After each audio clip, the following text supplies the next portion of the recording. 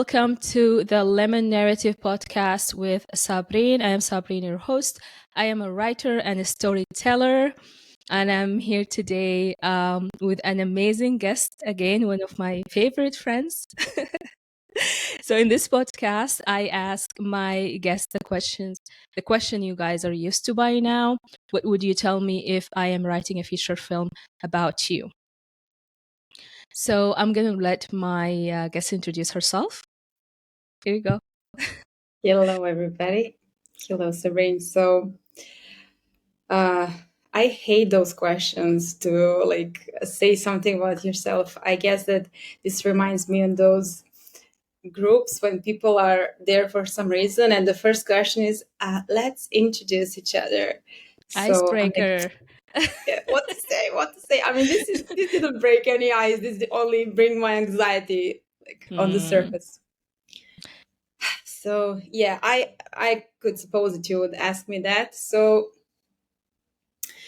what I really think is that I'm a thinker about patterns and relationships, human behavior. So why we do things we do, questioning our, actions, what we like, why we like something, why we dislike something, how to, I don't know, how we explore the world. So this is what I really think about myself. Mm-hmm. And I'm a psychologist and psychotherapist under supervision. This is my profession, so I work with clients, and mostly people that come to me are coming for some topics that are related to relationships and communication. So all those things that I already think about. Yeah. So you are into the field. You're one of the lucky ones. You are into the field that you love. You know how we Yes, say yes, sometimes you have a job and it doesn't align with who you are, but you have to do it for the money, but you're there. And I'm happy for you. yeah. Um, I felt like I found some loophole in the system because I was like, I can't work 9 to 5. I just cannot. I was trying my best to do it, mm, but doing something that just for the sake of somebody told you to do something was super hard for me. And I knew that this is how life functions. mm, But on one area, I was like, okay, maybe I'll try a little bit of this and see if this can work out. And if this works out, then maybe this can become my job. So this yeah. is how things started. But I I had didn't. I had interest in becoming a psychotherapist and even prepared Mhm. my applications for masters and stuff. That's Wow. another story. I am happy to be with a psychotherapist. I know a lot of you guys, basically two of my friends. Mm. I myself work in therapy, but with kids, autistic children. Um, yeah, I feel like in kind of in my element with you. So I'm just gonna head off with the first question from the topic. So the umbrella question is, what would you tell me if I'm writing a feature film about you from your life so far? And I know you're still young, but I am pretty sure you have so many experiences to share with us today. So my first question would be, if there's a film about you, what would be the opening scene, the first scene people would, watch? Hmm. We met at Night Owl Nation, You so did. this is a place where we tell stories. Hmm. And because of that, I actually brought out so many stories that I don't think regularly. And this one is like, this story is how I would open the first movie scene. So I was 8 years old, and I was with my best friend at a public swimming pool. So I guess that nowadays this wouldn't be like allowed to, as a kid, 8-year-old kid, to go alone. But we were um, going to the swimming pool that are for non-swimmers. So you had to swimming pools that are for non-swimmers and one Olympic swimming pool. Mm. And I was a non-swimmer. My friend just learned to swim, so we were together. And when we arrived there, it was like a hot, sunny day, and we found out that those swimming pool are not working. So those for adequate for us that are not swimming. Mm. And it was like, okay, so what are we going to do? So it's too hot. We're bored and we don't have anywhere to go. So, but in front of us is an Olympic swimming pool, like 2 meters deep, and we don't know to swim. At least I don't know to swim, but she knows. So we were like, okay, let's go inside and hold for the ladders and just cool down. Like we are in the water, we are not moving. She can swim around a little bit, but this is it. So we're now in the swimming pool, 2 meters deep. I'm non-swimmer, and we talk. But at some point, this starts to be boring. And I was like, how to fix this? So I don't know to swim, but let me think about swimming. So you have like the upper part, the arms, and arms and head that needs to somehow like you need to take some breath there, and you have legs that are similar, that are simple to do. I was like, okay, I know the other part, legs part I know, but the upper part I'm not sure, but she knows. She learned to swim. So we can do something like this. I can grab her by her legs and swimming with my legs, and she can swim the upper part. So I shared my idea to my friend. She's like, oh, that's a good idea. We can do that.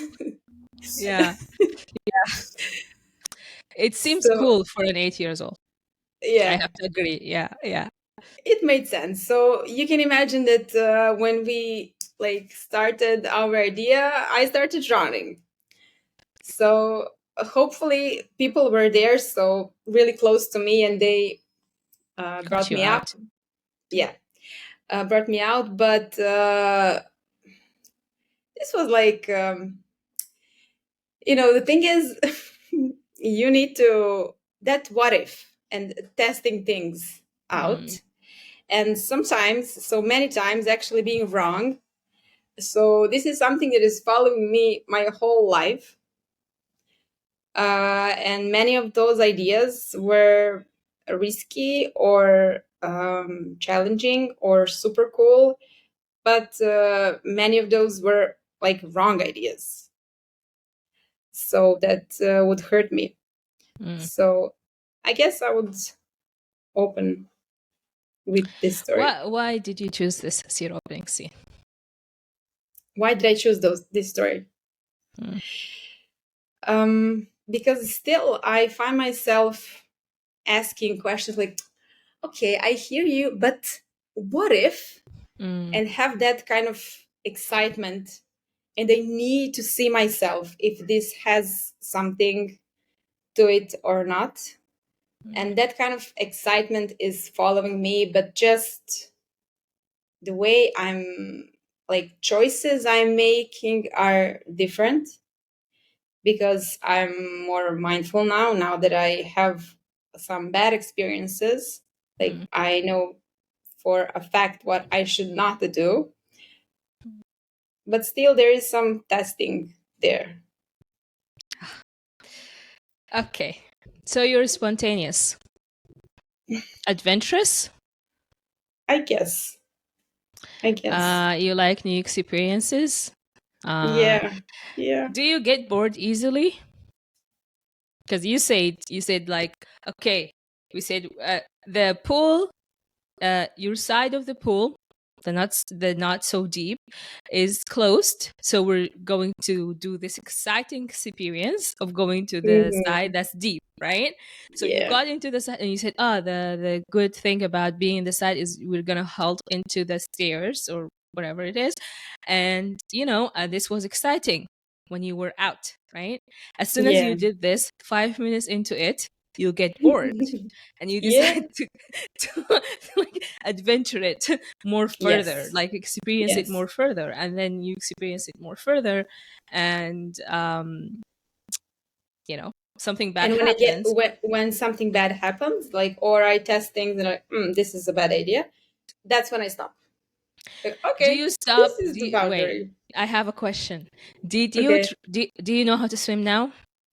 Mm-hmm. So you went back and learned how to swim. Yeah. So that's not, in my opinion, this is one of the best qualities you probably have, because coming for someone who's spontaneous and adventurous and did a lot of stupid things just to try them out myself. Sometimes when it comes with a traumatic event like drowning, like I can't swim till now. um I just I get like a small phobia from it. Like Mm-hmm. only I think this summer I went back to the pool. So I think in your story, and when you started by saying I'm interested in the human, why people do things, right? It's because do you think it's because you are wondering why do you take these risky decisions? Did this come to your mind? No. No, you just love Mm-mm. taking them. It's not something you're asking. Yeah, but Do you know I why? Do you know why okay. though? Okay, do you know why you're taking them? Because of excitement, but I transitioned. So I transitioned from like experimenting with physical things mostly, like, for example, like swimming, or like I had a minor brain concussion from riding a bike, or things like that. Mm, So because this hurts, I mm, transitioned to ideas and concepts and theory. So it's more of a, but what if you combine this and that? What do you get out of this? So mm. when you're in an area of psychotherapy, it is like never ending process, Yes, because yes, it is. you have so many things that are connected, because Mm, people are using I understand that this is what is happening, but what is happening is that people are self-diagnosing themselves from what they read online, or from mm, one, they assume they have some kind of problem and they self-diagnose on mm, that psychological level, but maybe they have, I don't know, high blood pressure, or sugar problems with sugar levels. mm, So you have so many things that are connected, and if you want to go from psychology, from the mind, to connect that with the body and how body affects mind, so this is literally never ending process. And every time I figure out something, some part of I don't know, psychology theory or something that I can add to my practice, I'm like, wow. And mm, then, okay, what's next? So this mm, starts to be like, this is familiar, mm. let me read the next thing. So you said I'm a thinker. You went from being a thinker who's now a researcher. Do you think so? Because you experiencing, sorry, you asking questions, isn't this what research is about? I don't know if you are into research psychotherapy, um, but do you think that's something? Because this is what I find when I read journal articles. I always ask myself, how did they come with a theory? Right? Because the more they go into research and stuff, they're like, but what if we did this? What if the cause of depression was not this, but it's this? Right? And that's how they sit down and theorize everything, and then come up with the research, and then do the research with the participants, and then you find yourself reading a journal articles with results and discussion and everything else, right? Yeah. um did you In did you try doing that? Yeah, I'm not that kind of a No. explorer. No, no, It's I'm too more much of a work. It's too much yes, work. I'm Yeah. more of a practical one. So Okay, I go into tell me a details. time. Yeah, go to details and tell me a time where you actually, if it's not a private it doesn't relate to your job and it's not has privacy with it. Can you tell Okay. me a story like that? So the thing is, well, the whole thing we're doing in Night Owl Nation, and Mm, I asked myself, how come that I'm here for 1 year and a half, and I'm mm, still there, like on every Sunday service, Monday mm, leadership meeting. Then from time to time, I watch Thursday live. Then Saturday hot seat. So you have so different things there, and I'm mm. present. So You're what present. is Mm, there? Because I would get bored. mm. But what It's not a actually, boring environment. But go ahead. yes, I have a because theory. Yeah. my experience is that we question things. Mm, So there's no one answer for everything. yeah. So then you learn those nuances in way you're wording things, in where you're sharing your story. So if you have that 5 second moment, if you have those darlings to kill, so how to like cut those little details in your story to have your message like Delivered. clear, Mm, delivered as simple as possible. okay. So not using big words, just be like down to earth as much as possible, which is so hard to do. Yeah, it is. So also, it doesn't need to be in my practice. I like to sing, so Mm, I sing because I enjoy it, and I'm taking some singing classes. So mm, people people imagine that you kind of learn a song and then mm. you sing, and then this is how you practice. I guess you can do it, but my way of what I wanted from my classes, I wanted to get to know my voice. So this means that you have so little inside your those larynx and those parts of your vocal, I don't know how to say it. So Vocal that layers. organ Yeah, is that's so it's over here. in, Chords. yeah, it's in millimeters, like less than millimeters of change you can do, but you don't know how you actually do it. You just somehow just see. Sometimes you Mm, see your face of your teacher, how she does it, and you kind of mimic it, and you do it. You don't know what you did, you cannot repeat, but something happened.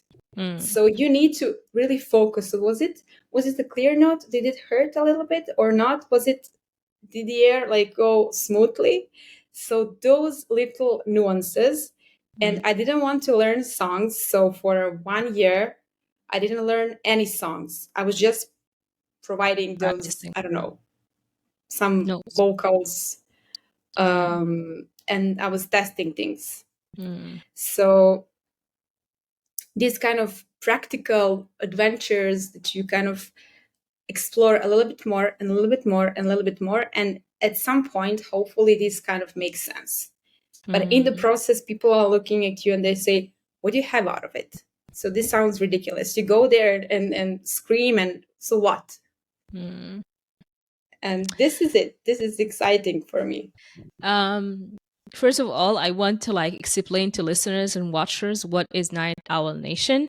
So, Night Owl Nation is a community. The head of the community or our mentor and teacher is Sun Yi. Um, I'm going to put his information down in the description below. All of us met. So far, I think most of my guests are from Night Owl Nation, and it's a community that has so many benefits to us as storytellers. And you would be surprised how storytelling relates to all kind of lives and professions and just your regular life. Storytelling is one of, I don't know, it connects people, right? And Sun is such a great and amazing teacher, down to earth person. Like, I what you said about experiencing and being in Night Owl Nation, I remember when the membership was $5, and I was like, it's $5. Let me see if in the hot seats I actually see the guy and he talks to me and answer my questions, I will stay. But if it's a scam, I will leave. And I remember the second day, of me joining. He had a storytelling class for new members, I think every Monday or something like that. And we were only 5 people or something like that. And he came, he showed up, and he talked to each one of us. And because I was following him for so long, and I see him working with Jay Shetty and Mel Robbins and all these people, I just did not expect him to show up for us 5 people, but he did. Such a genuine and authentic person. He has a great podcast as well. I'll be linking his all his information. And Jelena and I met there, right? And Yeah. I'm we learn assuming every like day. everybody are now knowing what is Night Owl Nation. People, if you're watching so far, so please do your homework. Zero work. But again, I just want to introduce him and Night Owl Nation because it's been the reason this podcast started because I was in his podcast, right? So great guy, great community. And I think the reason you are there, Yelena, is because um it's a never end adventure, because it Yeah. does not get boring, because every Mm-hmm. day on every Sunday service you have people who would show up and they're new and they're telling new story, and you're like, wow. Like now, where are you located, for example? Where are you living? I'm from Serbia. You're from Serbia, and I'm in Yeah. Canada, right? See how this connection. Mm. And I am an immigrant who has been living in Canada for 11 years. My origin is from Sudan. I've traveled to so many places, right? So look, us to have met just because we joined there. So it connects people. And I think that's the reason you're still there, because you're meeting so many exciting people who are doing great things, and all of us are just helping each other. So that's a reason. Going to your singing, I was going to ask you to sing for us, but you said you didn't learn a lot of song, and I was like, she sings. Oh my gosh, I'm gonna ask her to sing. Yeah. I love what you said about how people. Um, I've always said, and I've have it. I didn't share this one yet, which says details are everything. The picture is boring. So when I see when I look at the picture, like the picture behind me right now, the drawing, I see the details of it before I see the full thing, because you cannot get to the full thing without those details. And when someone, for example, is painting a painting or writing a thing, or you, for example, right now doing your singing classes, you don't have to see the big picture, but you need to go through these details for you to understand, right? For you to understand what's Yeah. happening with your voice. What you said, I really loved it. I wrote it down. Get to know your voice. So if you're doing anything, get to know what you're doing and how it relates to you. To see the big picture, if you actually want to see the big picture, because at the end, the enjoyment is in the journey, not at the destination, right? All the learning, everything that happens during the journey. And as much as the results are amazing and great, they won't be amazing and great without a good journey, right? Yeah.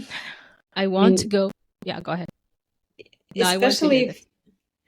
especially when you have um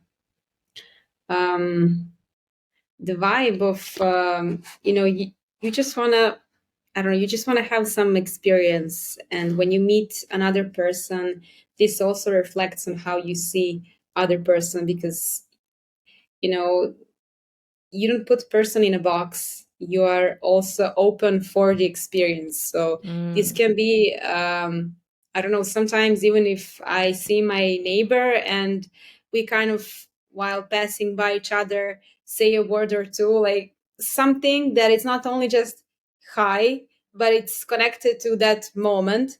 It was because that was the excitement of the moment, and you wanna, I don't know, you're in it, so you mm, have the experience of, I don't know, mutual connection or something there. Many times I ask myself, because I like it, or the moment when I don't know, I drive and somebody, I let someone to like to the go, lane. even if, Yeah. yeah, even if I didn't have to, and they kind of wave me or do some blinks put some blinks on. I'm like, cute. So this is, I I don't know know. those moments. I know those moments. They're so fulfilling. They're wholesome. Yeah, I don't know what this happens, because it's not like you're gonna see that person ever again, Yeah. or it's not only the validation like you're a good person. It's not. It's that It's a moment. connection. It's the connection you Yes. made with that person. The other day you made me think of a funny story. I was, every time I remember it, I smile, and at that day, I remember smiling all the way back home. Oh.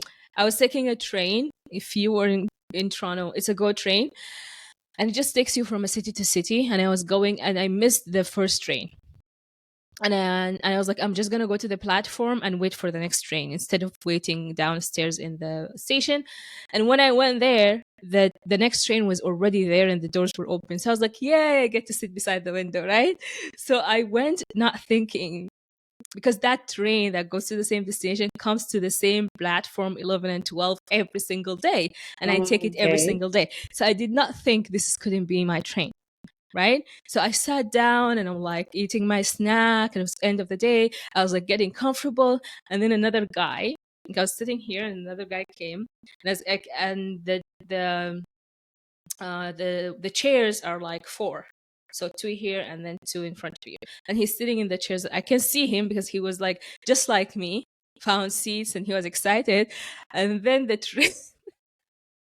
operator said, "Welcome to the train that's going to Kitchener." And that was not our destination. So him and I looked at each other like, and then the guy said, "Just kidding. We're going to blah, blah, blah." And I was like,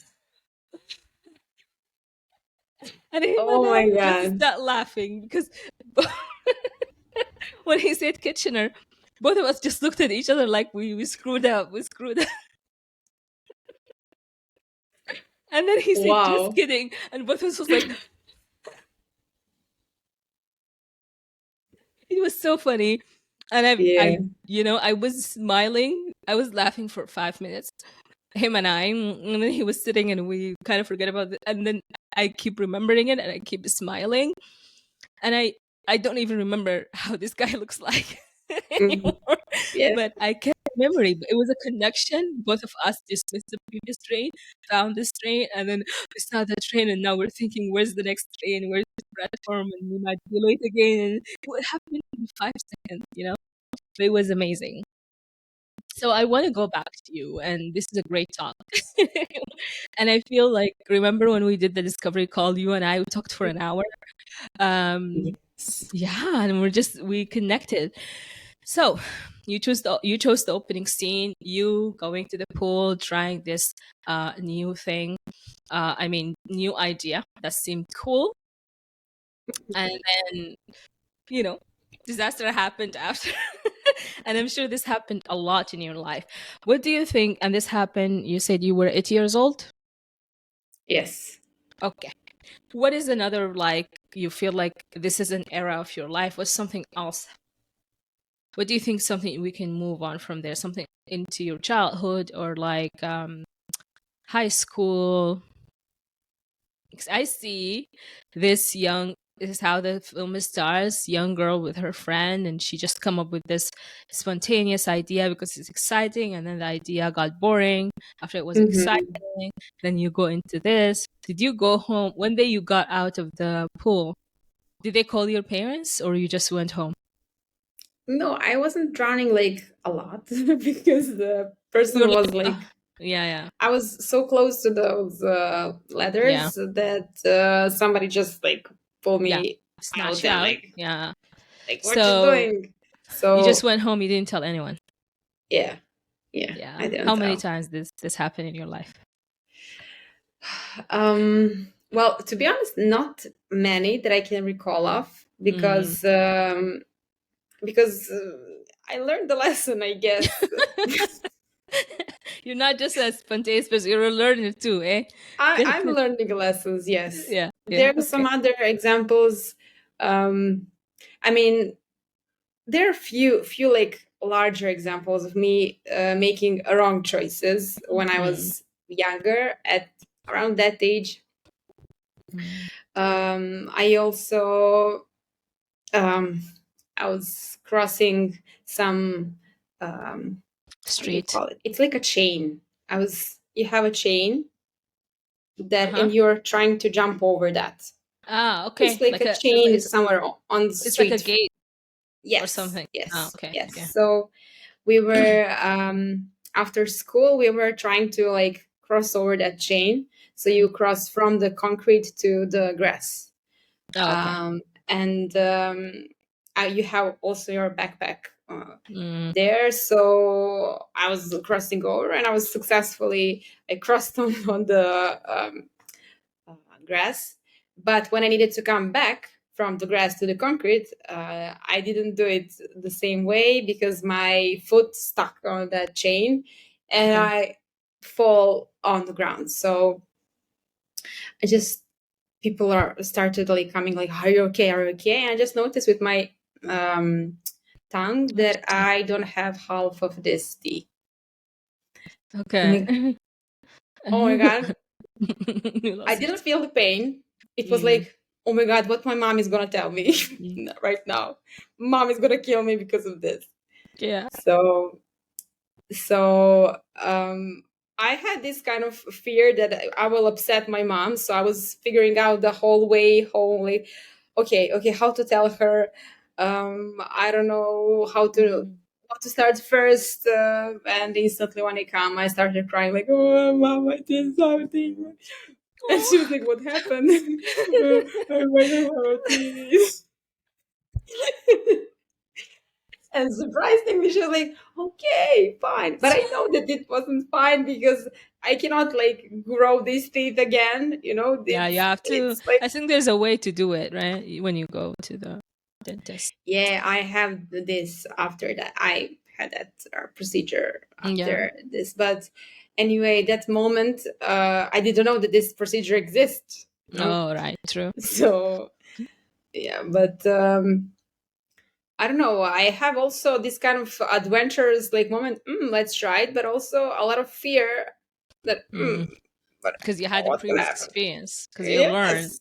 and you know what is I like about this, because I work with kids, Mm-hmm. and kids often do these things that you're like, are you stupid? As an adult, you're like, you're just going to hurt yourself, and they don't listen to you. And this happens the first time, and like, and you can, and when you work with kids, you can say, see, I told you. You just have to like comfort them, because sometimes they're hurt, and then you're like, let's talk about this. So there is a procedure to do it, right? But what I like about you is you're a learner, because what I see kids usually do is they're going to repeat the same mistake over and over and over until they learn, right? And sometimes it doesn't happen while you're with them. It happens later in life. Even us as an adult, um, we see ourselves repeating the same mistake over, and we go into this pattern. Remember what Sun was talking about, a pattern? So you see Yeah. yourself repeating the pattern, and sometimes you're living the victim point of view, and you're like, why is this happening to me? This happening to you because you chose it to be happening to you. You don't see the pattern, but you're seeing it since such a young age. I don't know if you've come to this. You are I aware of mean, this. I guess that it's evolving, but still, it just I'm still taking some risks, but they are kind of small, and it can be like I see that there is not parking spots somewhere, but let me try to see if maybe I found somewhere because it's my car Mm, is smaller and I can squeeze that somewhere. So I mm, have that excitement, like, will I do it or not? Or recently, I tried to put a little bit of bee pollen in smoothies in like oats, mm, and then they say like if you have never tried it, you should like do it just a little mm, because you don't know how you will respond to it. mm. So I did that for the first day, and the second day I was like, Maybe I should what if know I more. what if I try like a whole spoon, because like teaspoon, because that's like maximum dosage for the day, at least what they say. Like, maybe I shouldn't do that, but if we can try to see how I will react? So that kind of dilemma. I mean, you never know if you're gonna have a reaction or not. Mm. So, like, let me try it. So I tried it, and I sensed a little bit of tingling in my there. I was like, okay, this was not a good choice. So let me wait a little bit. So I saw like, okay, my boyfriend is sleeping. If this is necessary, I'll call him. We'll call the ambulance or whatever. Like I have a plan, like safety plan, if Yeah, something yeah, happens. yeah, yeah. But I needed to see myself like, okay, this wasn't a good decision. I won't repeat it. But you Yeah. have like endless options, endless things in your life that you can test. So maybe I'm learning, but still there are some But you know what? risks there. I love taking risks. And if you don't take risk, you're not going to evolve in your life. People who don't take risks just stay where they are. And it is safe. Yeah. And sometimes staying where you are is not a bad thing. But for people like you and me, taking risks is life. I have to tell you that I can't live without taking risks, you know? And I do learn my lesson, but sometimes I take risks knowing there is 80% chance this is the wrong thing to do. Mhm. But if I did not try it, I'll be thinking about it for the rest of my life, thinking about that 20%, Yeah. right? Yeah. So I still go and take that risk. And let's say if that risk was end up really badly, I'll be like, you know what? And I remember this happened to me when I moved to Canada, and I told my dad, I'm just gonna quit med school and start here from scratch, right? And I was already like 3 years into med school. You know, I made it there. Why would I start in a new country and do everything from scratch? But I wanted to take that risk, and I told my dad, I said, if I failed, this is my failure. It's no one else's. But I'd rather try this than take the safe option. And there are people who are like that, and I don't know if those are the successful people, or I don't like categorizing people and choosing what are the elements that leads to whatever, or what's good in life, what's bad in life. I think there's no black and white. Also, I think there's not, if risk work for you and I, it might not work for other people, and safety would be the better option for their life, in my opinion. I don't know, what do you think? Yeah. I guess um, what I'm thinking right now when you say like you like to take risks, yes, this is one part of the story that I like. But what also is was growing through as I was evolving was overthinking part of me and the anxiety part that goes with thinking Mm, too much about stuff mm, because because I wouldn't consider myself right now that I'm like a risk taker. I'm like wannabe risk taker, but I'm like overthinker. And then in that kind of I don't know fusion of those two, some risks are happening.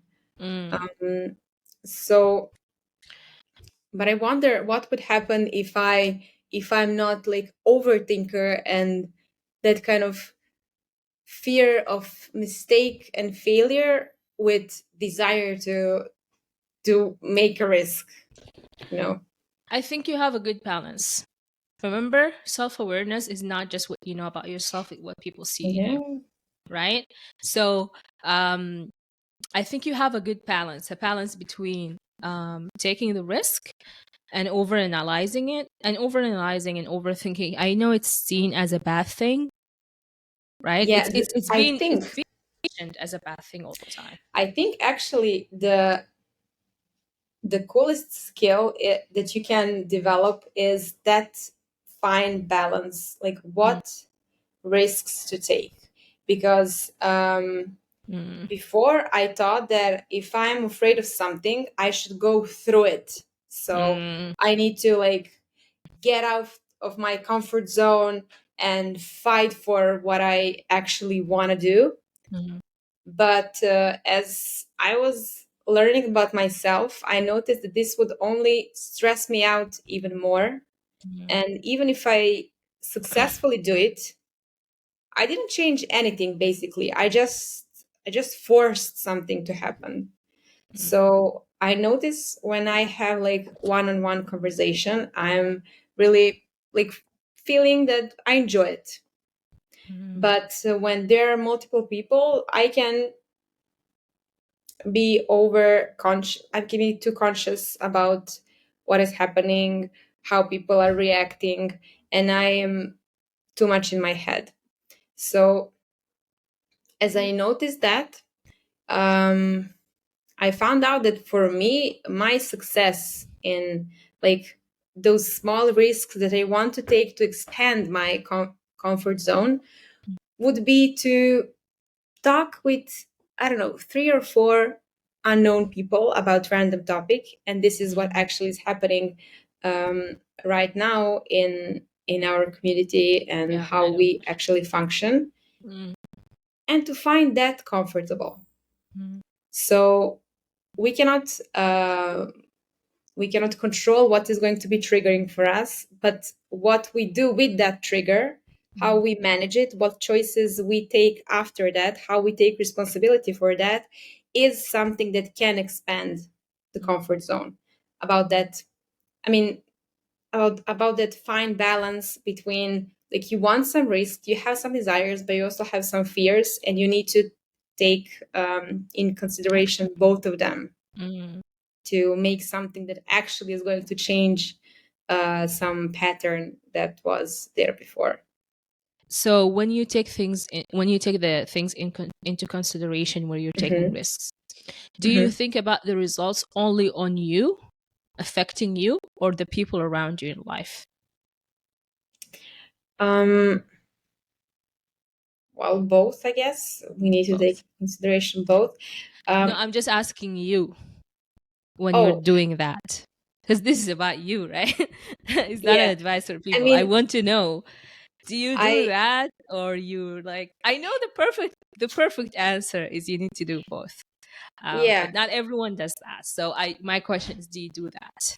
Well, if I stress out, so I need to take care of myself. So First, yeah. this is this is more about seeing what works for me, because this is not hurting anybody but me in that amount. Because if Mm. I, for example, if I want to say something, Mm. if I don't say, I'm not hurting anybody. But if I don't Okay. say and I want to say it, I hurt myself. By keeping it in. Yeah. And So okay, finish. this is like, should I say it or shouldn't I say it? Or is Mm. it fine? How do I feel about saying it? Is it too stressful? No, it's not. Maybe it is. The other day, I don't know what was the discussion, but you remind me of that when I told the person, when if have you ever done an first aid course, the No. regular first aid. So in the regular first aid, the things that they tell you when you, as a first aider, let's say you're walking past in a building and you see someone in a room and they're laying on the floor. You call their name, they're not responding, right?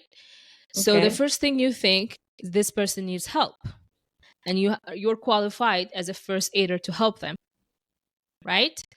But would you shouldn't go into that room without checking the risks that might affect you, Mhm. right?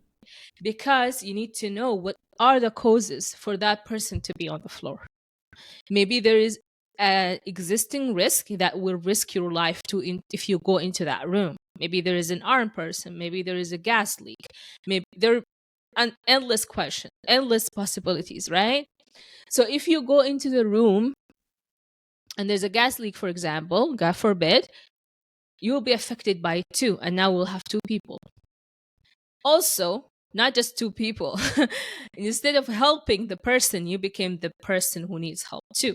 So Mhm. you cannot take care of anything, taking risks or like taking care of people around you or anything in life if you didn't choose yourself first. Can you do that? You cannot. You cannot finish your job if you're sick. right? You cannot perform well if you're sick. And to get better, you have to take some days off to go back to your job. So that's how life works. And I think sometimes I myself was guilty of not taking care of myself. That's why I asked you the question, how what do you consider when you're like, I won't risk this because of Mhm. the results, blah blah blah, right? So I always think that we need to think of ourselves first. Yeah. When I think about my work, Mm, and when actually psychotherapy started to be my work, because first I started volunteering, and I created with my friend free counseling place for students. mm, So this was one concept that we created in one center. So after that, I started slowly my private practice.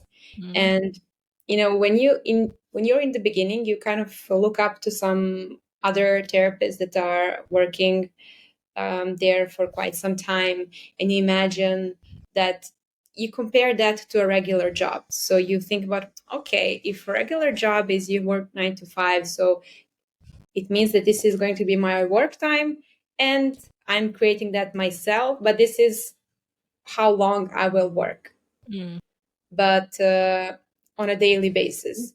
mm, But when you put that in practice, you see that these things are not working. You cannot have like functional, meaningful conversation that you can pay attention to and really enjoy in the process. This wasn't a conscious decision. insight that Mm, enjoyment in the process is something that is necessary for your work to work, to function in the long run. So I noticed a few times that I kind of, if you have like a green, yellow, and red zone, like how mm, much your capacities are full, mm, I've never reached the red zone, because I reached to the yellow zone mm, maybe once or twice, uh, because I was, creating my schedules, and I noticed at certain point that I have a lot of things to do that I kind of promised. I booked sessions, and mm, I noticed at one point that oh my God, I need to work today. So that I need to go to the work that I created with people that I want to work with, and that have that shitty feeling. mm, So this was like a clear slap, like what you doing? So this is not working. If you mm, want this to function, this is not a good decision. mm, So if I can work with 3 clients for that day, for my mental health, my physical health, my enjoyment, mm. I want to enjoy there. I want to look forward to what is happening. So this is what I need to pay attention to. And that's when actually the whole concept of, I don't know, work and that kind of balance between like where is the moment when you need to stop. And this is hard decision to make, because we are also having other desires, other, I don't know, motives. We want some success in this or that area, so we kind of force ourselves to go over that really clear feeling, if we notice. So I love this because it aligns with the fact that to do your job, um, you need to be aware of your capacities and limitations and how this job affects you for you to actually do a good job. Kind of like one of my friends who are a therapist is actually in therapy herself mhm, because she needs um that window for herself to be in therapy too, so she does not hold everything personal inside of her, you know what I mean, like to hold herself accountable, to take care of herself. So she is in therapy herself, she goes to therapy and she's a therapist. And I find a lot of therapists do that for their own benefit. I love this part so much. I have so many things to say to it, but I want to go back to your story, right? I'm insisting on it because I feel like we're going into concepts, but I want to know more about you. So, how was it? How is Serbia's education system? So you went elementary, high school, and Yeah. university. Yes, university. So Is university psychology. psychotherapy or No, psychology? And then it's okay. psychology department. So in Serbia, it's separated. You kind of have this formal education Mm, that you only have education for becoming a psychologist, but mm. psychotherapy educations are aside to that. It's like It's like a master. I don't know. No, it's like private education. Mm. So you So after have you finished your those. psychology degree, you went into that to do that. Yes. Ah, okay. I mean, after my psychology bachelor degree, Mm, I take master degree in psychology, and after that, master degree in philosophy. mm, And beside that, I was still on education in psychotherapy. mm. So What made you take that decision? Because I see it like connected to your childhood and your decision making and everything. How did you come into like I want to study psychology? Is that like an event in your life? Um, what happened? How did you end up in psychology? to be honest, I thought that I'm not capable of entering that university, and I've Mm, never considered that for, I think, maybe half a year before that enrollment exam, or however you call it. mm, I wasn't taking that into consideration because it's hard to get in, and I am not good at learning theory. So I wasn't good at that at that age. So, and I heard for some people that were older than me that failed that exam, and I was like, if they fail, then I can't do. I mean, it's definitely, we have one. My mom has a friend, and she's a psychologist, and her daughter tried to enroll to that university, and she failed. And I was like, if a daughter from psychologist couldn't enroll, how can I, that I don't have any connection to that? This was you my don't need assumption. connections. Well, you know now that, but Yeah, at that age. So how did you I don't know. convince yourself though to do it? Was it one of those risk taking decisions? Let me do it. What if? I think that at that age, like the last year of my high school, I How started old were reading. you? How old were you? 18. 18. Okay. It's Go ahead. 17, 18. So at that age, I started reading things. Uh, I wasn't reading before. I started to like think about concepts and kind of trying to figure things out. So I've never, for example, in literature tests, or when you have to write something about some topic or some Mm, book, I was always very bad. And I've never, even though I've tried to have like a maximum grades. points or Mm. grade in that specific area, I could never do it. I was always so confident, like I prepared this, so I'm gonna get like an A or whatever. Yeah. But let's like C. Mm. And at this time, when I read, I don't know, I think we were reading Dostoevsky, uh, one novel from Dostoevsky, never mind. So it's kind of complex uh, book with Has he complex never been concepts. complex? There's Yeah, yeah, complex. Yeah, yeah. of course, Good. of course. Yeah. So I was preparing for that final. That was like my final exam in literature, and I was reading beside that book some other authors that were writing about the book. Mm. So that was my first A mark in that, from the primary school to the Yeah. high school. Yeah. So I don't know what was it, to be honest. What made me like, I think I wasn't confident, but part of me wanted it. Mm. So Part of you wanted it so bad that you tried.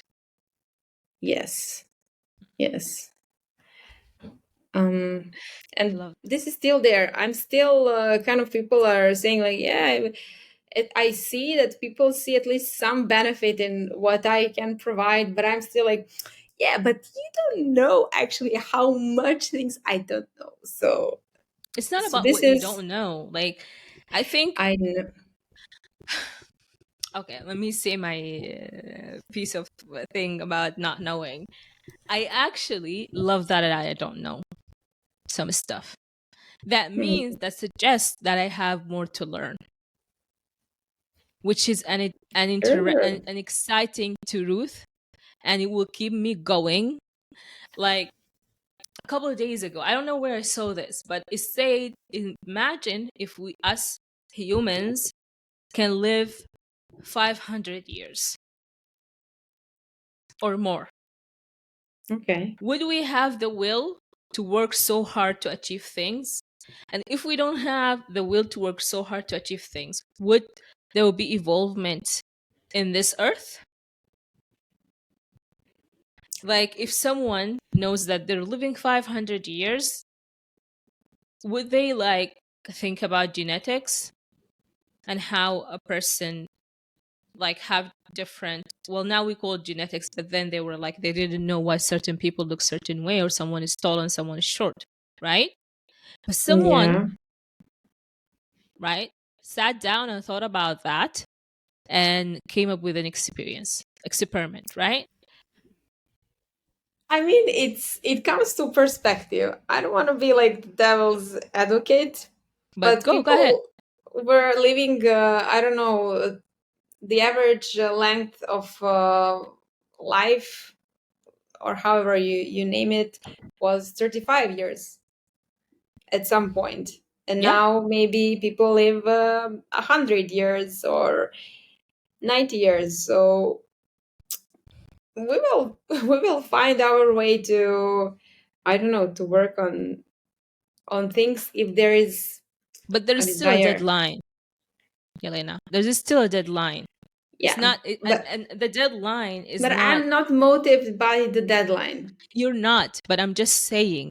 But you don't, the thing is, I'm the not saying people, that people, I guess the people that are motivated by the deadline, I guess if I would be aware of the deadline, I would probably live differently. And I guess the people who are aware of the deadline, they are living differently, I guess. what I'm saying is, this is a collective thought. It's not your thought or my thought, right? Because before I read about this or hear about this, I never thought about it. I never thought, this is probably why we invent things. This is probably why life keeps going. Because there's always a new generation every 100 years. Let's say it's every 100 years. There's Yeah. always people every 100 years. And I remember one of my favorite writers said, if someone lived 100 years with their memories, how bad this would be for them, how like painful it is to remember all the people you had in the 100 years, the people who stayed, the people who left, the memories you had here, the Yeah. blah blah blah, etc. Right? So it's not just the deadline or being motivated; it's a collective um, thought, and Right. this motivate me to learn, to know that Sabreen, there's still things for you to learn. Mhm. That's why I get up in the morning, like doing this podcast. Do I know how to edit this podcast? Oh, no, I don't. I just do my best and I get it out there, because for me, it's more about the people, the content, and I get to know you guys. And I know eventually I will learn editing, because and I know, because I don't know editing, I'll sit down and I learn it, right? Mhm. So the whole concept of starting something new, like what Sen says, is start messy, because you're going, during the journey, you're going to learn everything. And for you, yes, you know a lot of things that you probably are taking it for granted, and other people don't know, and you don't know that. And there's a lot of things that you don't know, and you're going to learn from people. And that's connection. That's making Yeah. connections. That's learning. That's something exciting, you know. And I've always hated when someone says to me, and I've said this before, my friend would say something or a word I don't understand. I'll be like, what does that mean? And they're like, why don't you just Google it? And I'm like, but I will remember it when you tell me. And Mm-hmm. we might, and when you tell me, we might start an interesting conversation about it. Does that make sense? Yeah, So not sure, knowing, definitely, we need to like definitely. stop stop um saying not knowing is a good thing. I love that I don't know some stuff. I love that I say I don't know, maybe we should explore this together. Or I don't know, would you tell me? Or I don't know, let's just do it another way. And when you don't know something, Yeah. you're probably going to invent another thing to like um another way of making it, right? um how was psychology when you got into it? Was it the thing that you expected it to be? No, no, it was totally the opposite of what I expected. Okay. Tell me. I mean, the what they expect you to do is to learn to repeat what they told you. If Mm-hmm. it's especially in the first and the second year, when Mm-hmm. we learned a lot of statistics methodology for Yeah. researching a methodology, we were working in some programs for statistics, and like, Mm-hmm.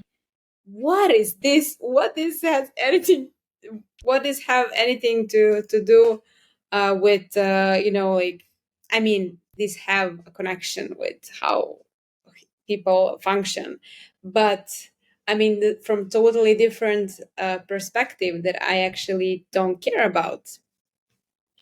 So the tests, what they were expecting from us was to learn things, um, to learn by heart.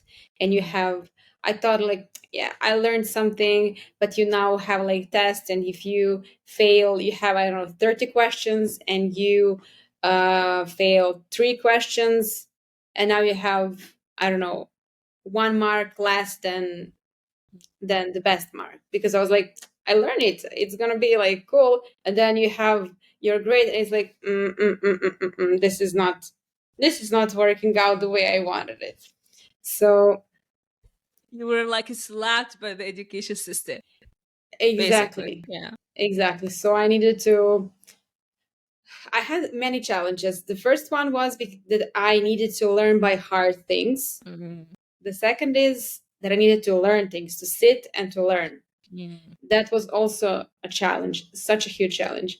And I knew that. So when I came to university, I was like, okay, I need to sit where people that actually know how to learn where they are sitting. So it's like a first row. So this is it. So I was like, let me sit in the first row, because people there are those that pay a lot of attention. So I was trying some strategies to help myself survive through that. And eventually I learned that, if I'm going to finish this, I need to find my ways, not to just sit and read. I need to, because I didn't have concentration for that. I could not sit and read for long, because I would fall asleep. I would lose my concentration. I would read, I didn't know what I've read.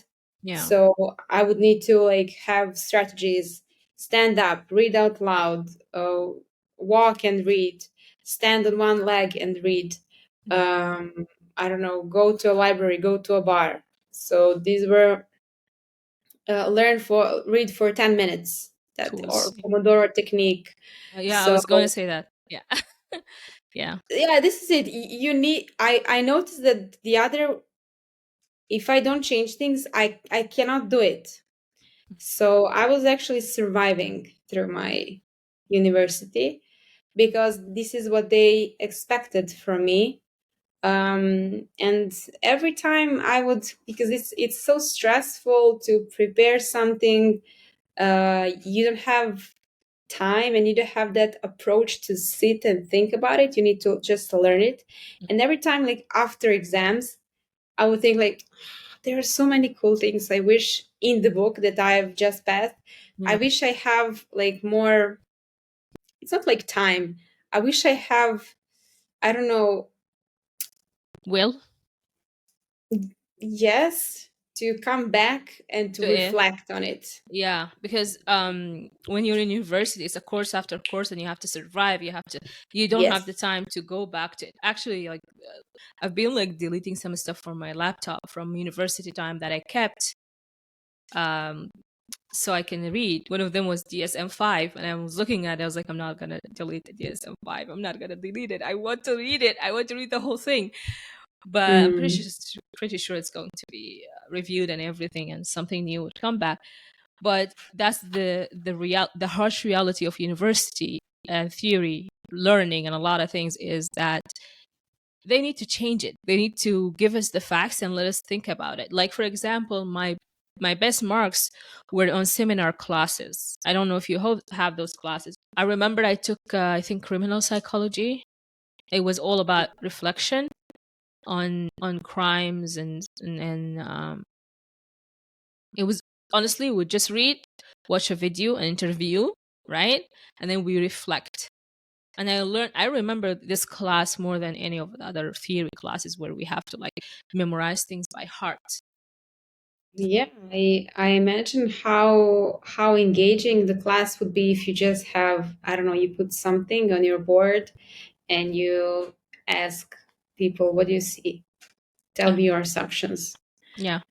So this is so engaging and interactive. So you have their eyes like, what is going to Yeah. be? So I this is don't something that official, like formal education, doesn't pay much attention to, because this brings a lot of other problems. If you don't have the right answer, you have a perspective. So the mm, whole grading system is mm. going to be different. Yes, the grading And system. And also, like, what if I have so many things to say on that, because if you have a different opinion and the teacher does not like your opinion, you're losing marks, right? yeah, yeah. And also, it's just also there's a lot of I capitalism mean, you involved in have education. now you reminded me, you have some, we had some professors. So when you have like advices from older generation, or people that Mm, already passed that exam, they would say, yeah, but this professor, he likes this, I don't know, this mm, part of the book so much, and he doesn't want you to answer from the book, but from his presentations. This is what he grades, mm. what he actually Yeah, approves. So now you are adapting yourself to what actually that professor is going to look into. yeah. It's So more about where are we in that formula? No that's place another for podcast. this. That's another podcast. Exactly. I mean, when I think about university and the whole construct of how things work, they kind of suck you in. So Mm, I don't remember myself being so, I don't know, rebel, because there was no place for it, and everybody were so hyped up about this, like how to function, how to get there, to get the good marks, how mm. to, I don't know, fulfill those obligations, that there wasn't so much space. I guess there are For some people, but innovation. they're not obvious. Mm, But those people that are really putting an effort to do it, mm, they are kind of standing out, and you're in the concept. You're sucked in that. mm, Um, but now that I'm thinking about my college, and I didn't think about that professor. There was one professor, we didn't have like mandatory lectures, so you can come or you don't, however you like it. So this professor was older one. mm, Usually he would come a little bit like boozed. So uh people, there were like, we have, I don't know, like 80 people in our mm, class, but only, I don't know, maybe 10 of us would show up. So I would show up there every time. And now I'm thinking about that.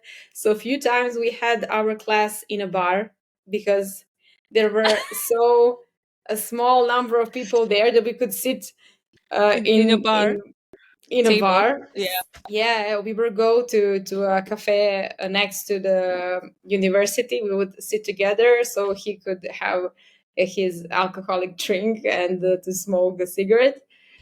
And we would actually talk about things. It was the psychology of learning. So Mm. uh, and You learned the now best. I'm thinking, so yeah, he was actually so cool. He was weirdo, the Mm. rebel, the, I don't know, outlier. Yeah. But actually, the vibe was the most natural one that you could get from Mm. university. Mm. Yeah. It's always like that. It's always the prof that break the circle that we remember. It's always the teacher that break the circle. Um, Yeah. like you know, they just like they're like, ah, this is going like this. We're just gonna go like this and see how it Yeah, goes. See how exactly. if people would, you know, um, and now you still remember him. I always Yeah. remember the people they're the weird. I always say, and I think I read this somewhere. If you're a weirdo, let your weirdo shine, so other weirdos can find you, Mhm. because you're just gonna find them and attract them. I would like to embrace that sentence. I mean, it's super hard. It's It super is. hard. And I was going to say, I remember being in was one of those seminar classes, and I studied neuroscience, right? And neuroscience is so specific, and it's someone who's their first language is not English, right? So sometimes I forget terms and I forget names, and there's like receptors, and I don't know, so much is happening in the brain, to be honest, and I love it. I love what I study, but sometimes I would be sitting in those seminar classes and I would feel like a stupid person, right? Because I have no idea what's happening. What is this topic about? What is that term? Is it a term that I don't know, or is it an English word I don't know? Mhm. I don't know, right? And I remember sitting in class like this, and I look at the person in front of me. He was a guy, and he literally Googled something the girl said, read it, and then Googled another question, read it, and then raised his hand, and it was so quick. He was so quick, and he said something really clever, and I was like, "Is this how people are doing it?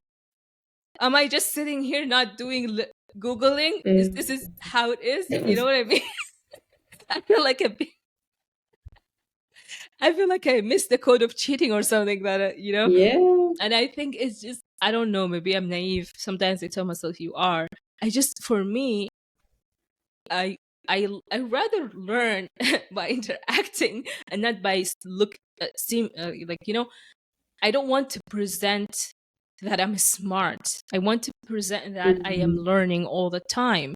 And I don't blame people for wanting to look smart, because the education system in academia is kind of toxic. It would push off and brush off people who would say, ah, teach me, blah, blah. Everyone has to look a certain image, um, and that excellent image. And it's not easy.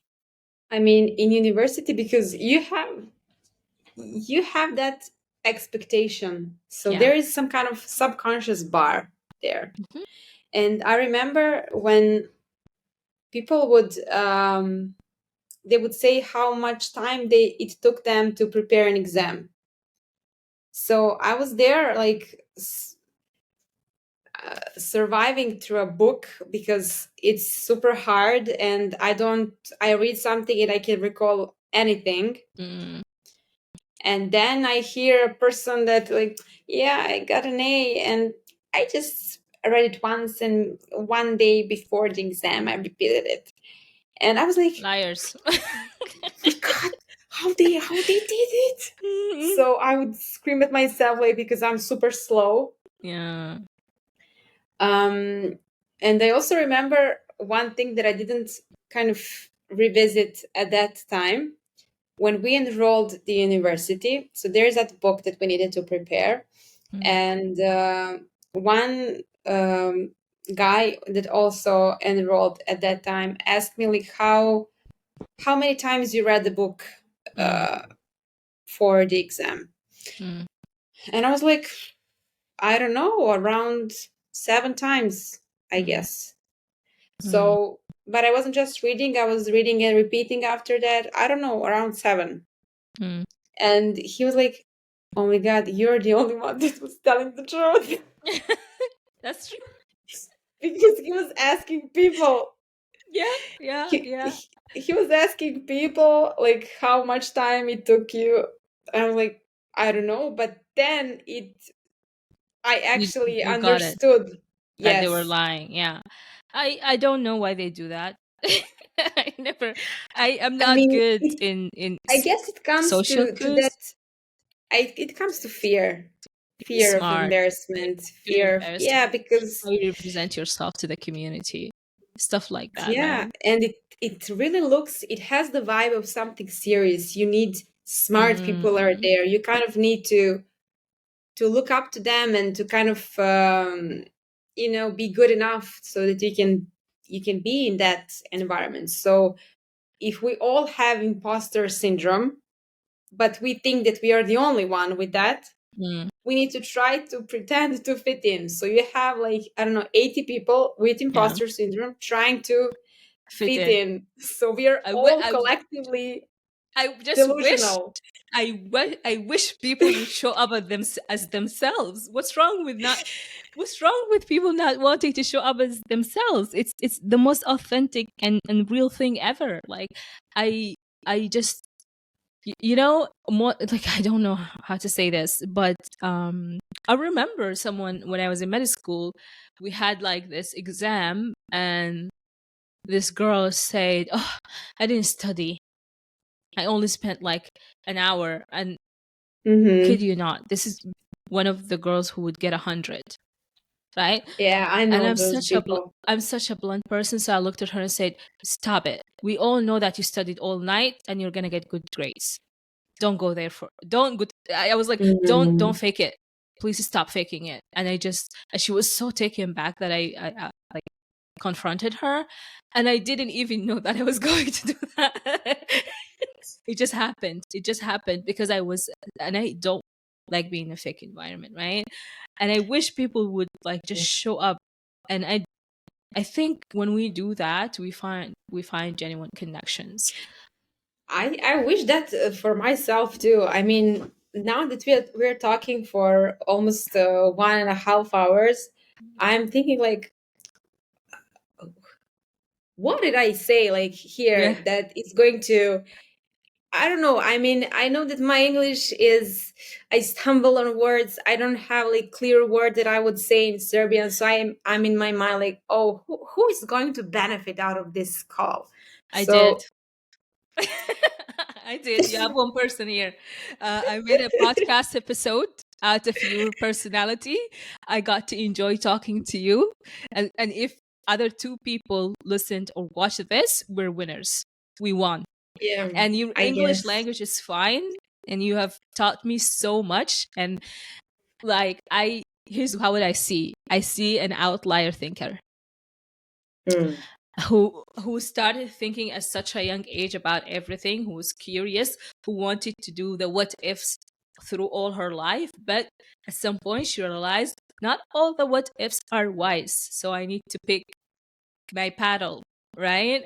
And there's a Yeah, time where you had yeah. to face the results and face the results with your Mm. family or face it alone.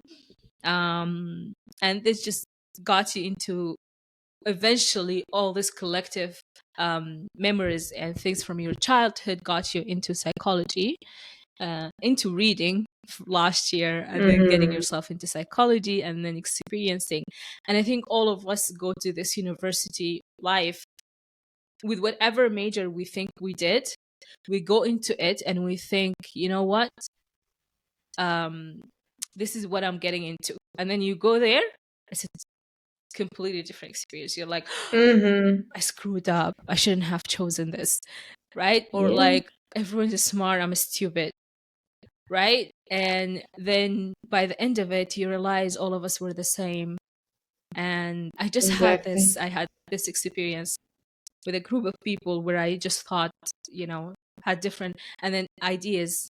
right? And then at the end of it, I realized we're all the same. We just didn't know. All of us were like hiding behind shells and walls so the other person wouldn't see us for who we are. And there's no shame with who you are, whoever you are. Just show up, right? So the people who are like you, who want to get to know you, would get to know you. So I see you there getting into psychology. What made you go into philosophy? You said you have a master of psychology and a master of philosophy. Are they one masters or just two or two? It's two. It's separated. Well, I'm guessing So you went to psychology because things were you loved it, right? yeah, Or I what had was the right thing to do? y- yeah, I wanted Combination to of both. go in psychotherapy. So this was Mm, like the natural path. At mhm, least in Serbia, you couldn't go directly to psychotherapy education. You needed to go to some uh, psychology and masters. then to yeah Well, psychology do makes sense. The philosophy, why? yeah. Um, so because I think about concepts, Yeah. so when you think about psychology, the whole department is so focused on like research, and they're kind of exploring human behavior, and it's more of a, I don't know, it's as I'm showing you with my body, it's like this. So Mm, you are like here mm, trying to figure out how things work, but mm, I'm like, but what's here? mm, So mm, can we go a little bit out of that box? So mm, there we come to philosophy and concepts. So I kind of, at that moment, at that time, I was like, maybe this will give some kind of broad perspective on, I don't know, on something. mm. So You like thoughts. yes, yes, I get that. Thinking is my safe place for whenever I don't know what to do, I start thinking. So thinking is a way to regulate myself if I'm not sure what to do next, but Mm, also place full of fears, because the more you kind of detach and go to your head, the more fears are there waiting for you, because in head many things make sense that actually don't. mm, So so I enrolled that master, and again, this was, I'm now that I look back, mm, I kind of see why I chose it, but I would not chose that again, mm, because still I didn't get what I wanted. I just got a new experience. I mean, I tested it.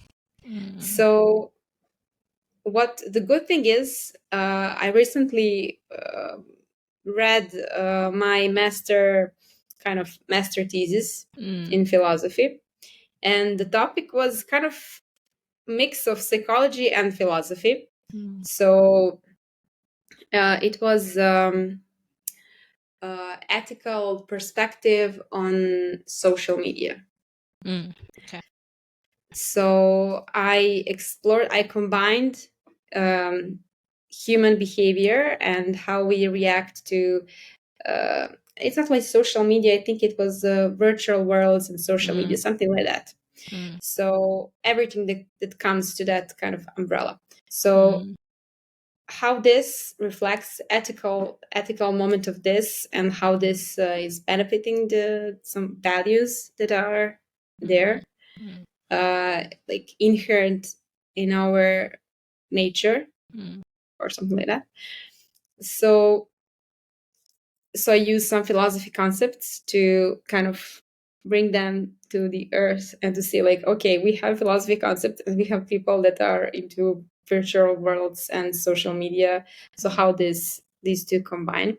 mm, So this was a mix, and when I was like having that defending that master thesis, you have like three philosophy professors, and you're sharing how you actually see that topic. So they have like copied version of it. So when I entered that, I saw one guy, he was almost like pissed off, and he was like circling my thesis like everywhere, like with some, I don't know, red pen. I just noticed that he was like, because I made so many philosophy mistakes in how I interpreted some Ah, philosopher and those mm, nuances and concepts, yeah. because they didn't know that I'm not from the department of philosophy, that I'm from department from psychology. Wait, how does the master work? You don't go into, you don't have like a supervisor and you spend 2 years? How does it work? Oh, well, depending from the from a college to college, from university to university, but specifically in this one, like master is 1 year long. Hmm. I should come So to you Serbia. have, yeah, in Okay. in psychology and in philosophy. In some Okay. other universities, you have like 3+2, so 3 years of university bachelor degree and 2 years in master degree. Okay. So Yeah. here is 4+1. Okay. Makes sense. Okay, go ahead. Sorry. Um, You were defending it. yeah, and when they actually found out that I'm not from their department, like, oh, this makes sense, because those nuances that person from philosophy needs to know, Mm, that are obvious for them, I I didn't know. okay. Um, but I mean, everywhere it's university is university. You can go to philosophy, you can go to psychology, you can do whatever. I mean, at least my experience is that you have people in the box wanting you to fulfill obligations in that box, and this is it. If you do it, you will pass. You don't need to I was think. going to ask You you need to repeat things. why did you choose to like instead of why is a master? Why is not you just doing your own research and reading? Did you think you will find Well, the there's information there from is a part experts? of, well, yeah, I was looking up to those role models, and still there is a part of accountability. So Mm, if you are obliged to do it, you're probably going to do it. At least in my case, is like that. But if I am like I am now in 3 courses that I bought, and I have them, like I have access, like I can easily get to them, and I'm looking forward to see them. So I want to see them. mm, But somehow life gets in the way yeah. and I don't do it. But if I have a date, so this is a date for you to watch it, I'll find time. So Mm. Okay, makes sense. You wanted to do it with a sense of accountability from someone. There is a deadline to do this, to do that. It's yes, a and university obligation. what It's like a actually I student. think I wanted was that critical thinking part, Okay. because I was searching for a place where I guess this is my assumption, where I Mm, can question things. mm, Because with that professor from psychology that I attended every class, he was open to questions. He was like randomly there. He was explaining why something makes sense. So everything was kind of I don't know, made sense altogether. Um, so I guess I'm interested in asking questions, okay. why something is like that. Mm. Sometimes maybe I'm more interested in the questions than in answering, but I don't Okay. know what's in asking, but there is something in asking questions that is exciting. Mm. Does So asking question make you think more? And because you like thinking, so when you ask a question, a new question will form out of it. It's just a yeah, process. you connect things. You Yeah, it's connect a process things. of You thinking for learn. you. It's not getting the Yeah. answers. Does your study in philosophy help you Hmm. as a psychotherapist? Did it? No, No, it's not related. No. totally unrelated. Okay, I'm gonna ask the psychotherapist now. Um, you said most of your job is with usually relationships. what is you think is a common thing that people do that they shouldn't be doing in relationships, or like a very simple mistake that we can avoid? Um, if I think about 2 days ago, I was thinking about self awareness and how self awareness is reflecting on everything. So, if we didn't have the chance to understand, to get closer to our own needs, mm, desires, how to express our needs, how to like take actions for something that we want, how to communicate, that self-awareness is, if it's not developed, then it creates problem on every step. Mm. So it comes down to like expecting from a person what they need to do because they know what actually we would like. They know me. They, if I am tired and he knows that I'm going to be tired after work, Mm. why didn't he wash the dishes and Mm. left it that to me to do Mm. it, for example?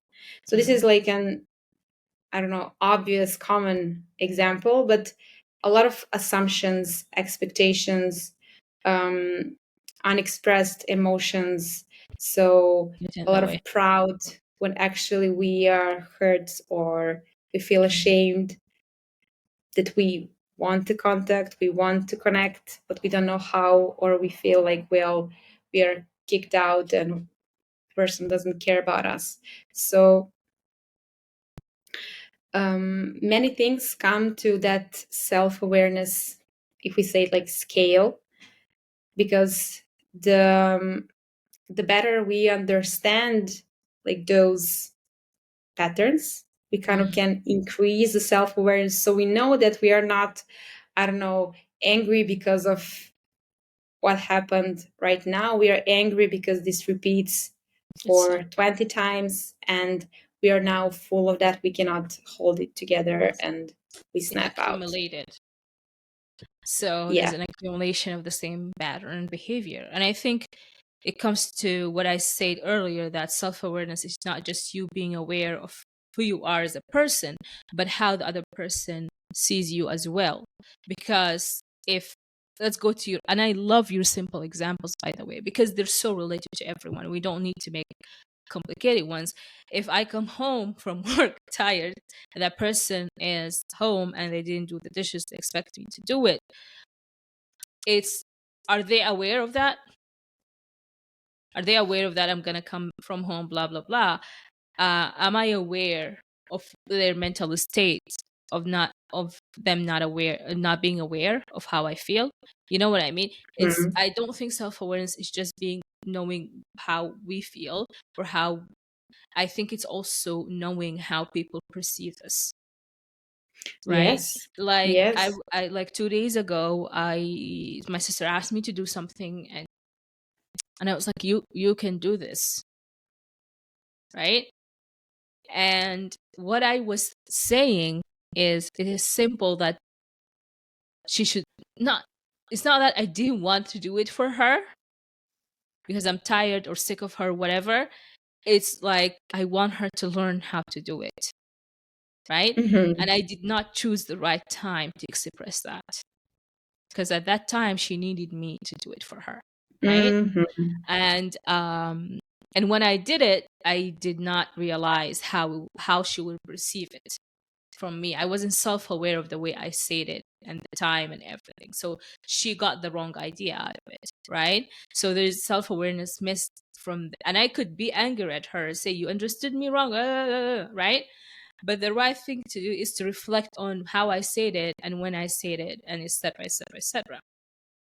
So I think self-awareness is much more than us knowing ourselves. Yeah, because so many times it's um it's not only our part that wasn't like clear, it's also how other person respond to it, because they also have their own baggage Mm. that accumulated through time.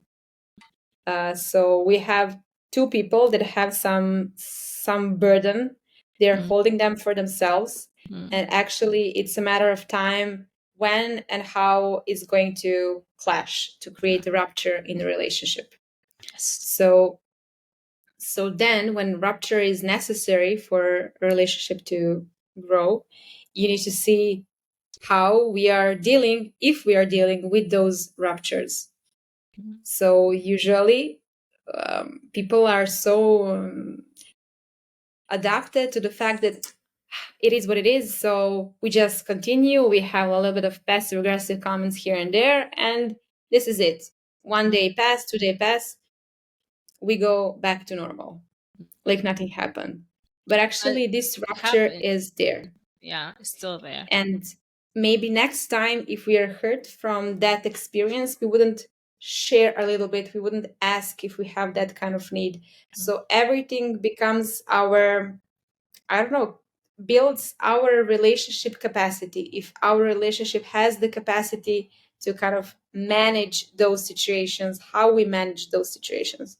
So it's layer one over another, and you kind of slowly are digging into it yeah. and searching for how to make things more smoother and, I don't know, easier for people. Okay. I don't know if you remember the whole talk, but I'm gonna ask you the question I usually ask at this stage: is would you change your opening scene after this talk? Mm,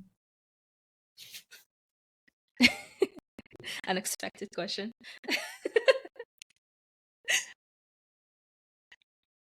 I don't know. You don't know. Okay. Here's what I see. I see you as a painting. Okay. And this painting is just a detail by detail. And you're still painting it. You're the person painting yourself, right? It started by you um in the swimming pool doing those taking those Mhm. risk and stuff, and then it goes you with you doing all these things, taking risks, asking the what ifs. uh, I'm pretty sure that your childhood was full. You reminded me of do you know Thomas Wire? No. No. Okay.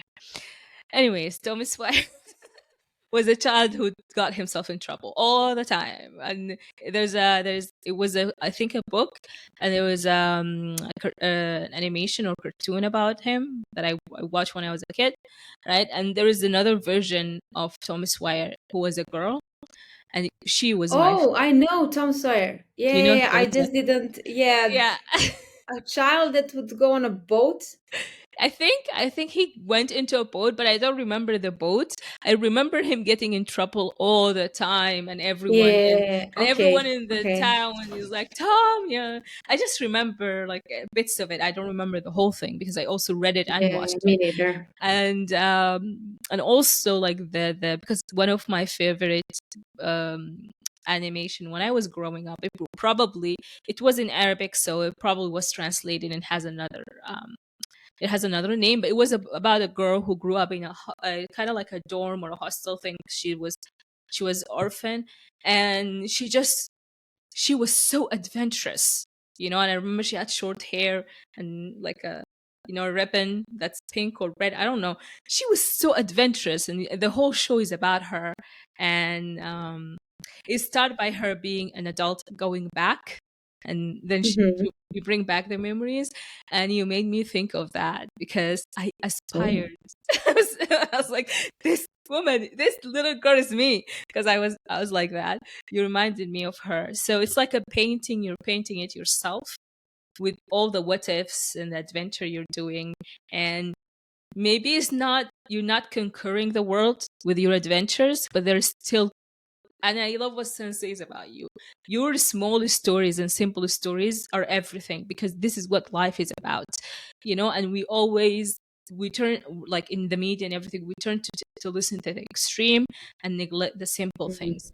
And I love how, you just brought simple stuff and just build it up until you went into psychology and you became a psychotherapist, and then you gave us an amazing advice, right, about relationships, which is a very valuable one in my opinion. Um, and I see you still painting this painting. It's not complete because it's not about completing it. It's more about uh, the detail, bit by bit, right? What do you think a theme of in your movie would be?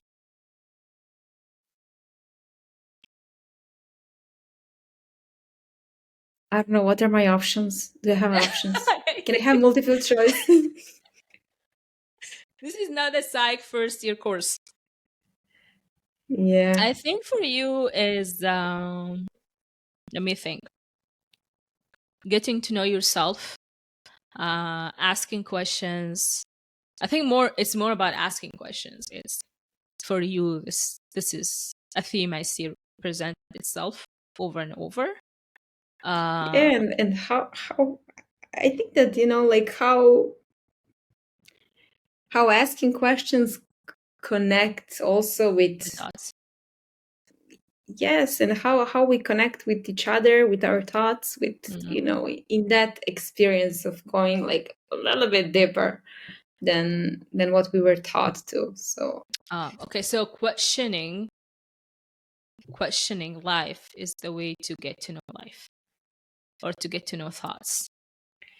yeah, and yes, um I think that when I think about like this movie now, um if that those questions that I ask, and I would always come back to myself that like maybe I'm the one that don't see things, because people here agreed on this reality, like why am Mm. I the one that is asking questions? So I would kind of put blame on myself because I Yeah, am asking this. So I guess when you have this, I don't know, what is it, like a story and the plot, like difference between those two. I don't know, yeah. but like what is happening in the movie and actually what is, What's underlining um it? Yeah. yeah. So I guess the outcome of this movie should be, I mean, I'm still in the movie of obviously, but the outcome of that movie should be that, like, yeah, I'm asking a question and this is me asking the question because I'm the I'm weird one asking who, the yeah, question, and yes, this is not gonna me. stop So asking. hello world, Yeah, I'm asking. yeah, yeah.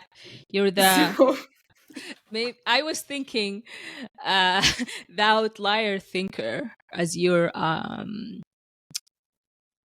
as your name for a movie, but I feel like questioner a word. I don't think both of us are not English speakers. Maybe what do you think a name for your movie? Coming from this theme, because the theme is you're going to keep asking the important questions, even if those questions are not important to everyone. They're important to you, so you're going to keep asking them, and you're going to keep questioning life, because or like not questioning life, questioning stable um oh, there's a word for this but I don't remember it.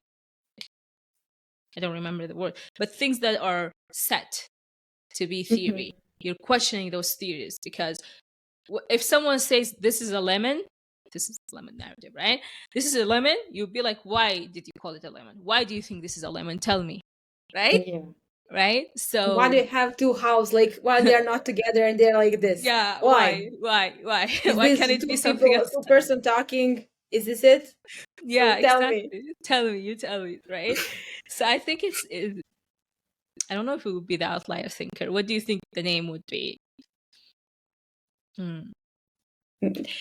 When you say the outlier, it kind of stands out like something, but I don't like the fact of being like something. Oh, Maybe okay. more to a weird scale, like Weird those that scale, are a little bit of,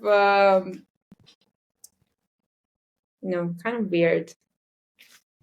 the weird But questions. yeah, maybe the movie would be. Let me ask a question. Let me ask a weird question. Let me ask you a weird question. Okay, I'll go write it. So, Yelena, I am so happy that I had you here today. This is I enjoyed every moment. You know, I enjoyed listening to you. I enjoyed your adventures, your questions, your life. It's so rich. I know you told me I don't know what I'm going to be talking about, and we've been talking for 2 hours, and I'm pretty sure we can talk for more. But for the sake of our audience, we'll continue this you and I alone. So thank you so much, and I'm so honored, and I appreciate you being here.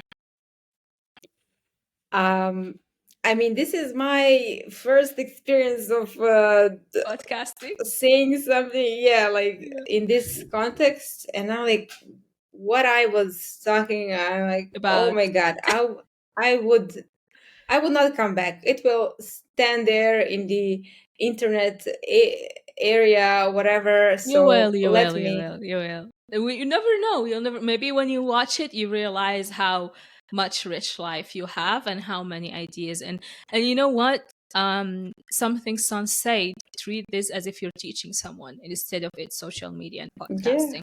Maybe you were I going mean, to inspire someone. Who knows? the thing is, I really enjoyed it, and I know how self-conscious I can become and to think Mm. about so many things, but this really came like natural for me. Like, maybe I like this. This is great. I want to thank everyone who is watching or listening to the Lemon Narrative podcast with Sabreen. And until I see you next time, thank you so much for being here.